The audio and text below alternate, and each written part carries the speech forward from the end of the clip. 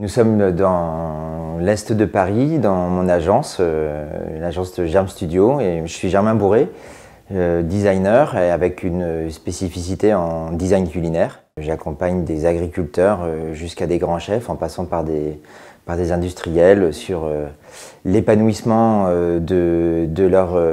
leurs produits en prenant vraiment en compte leur histoire et leur spécificité technique et historique.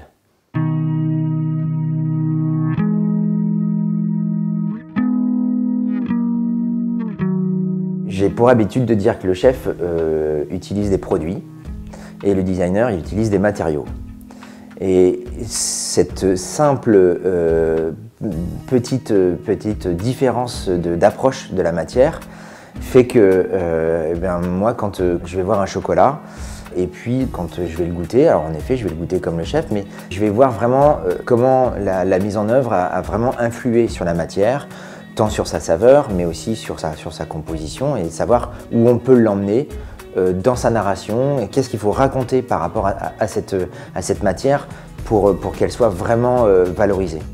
Et puis un chocolat, c'est un cacao avec un beurre de cacao. Un chocolatier va être très en crainte que son chocolat soit à proximité d'odeurs trop fortes, parce que le beurre de cacao fonctionne exactement comme une motte de beurre et va absorber toutes les odeurs ambiantes. Le designer, il peut se permettre d'en faire une qualité et de dire tiens, on va expliquer comment le chocolat est composé, et surtout je vais du coup dessiner un objet qui va mettre en avant ses qualités techniques, et je vais clocher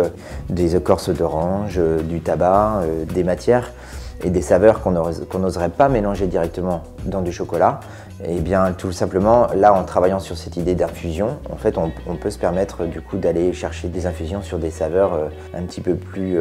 exotiques. Le fait d'aborder différentes échelles, c'est pour moi vraiment l'essence même du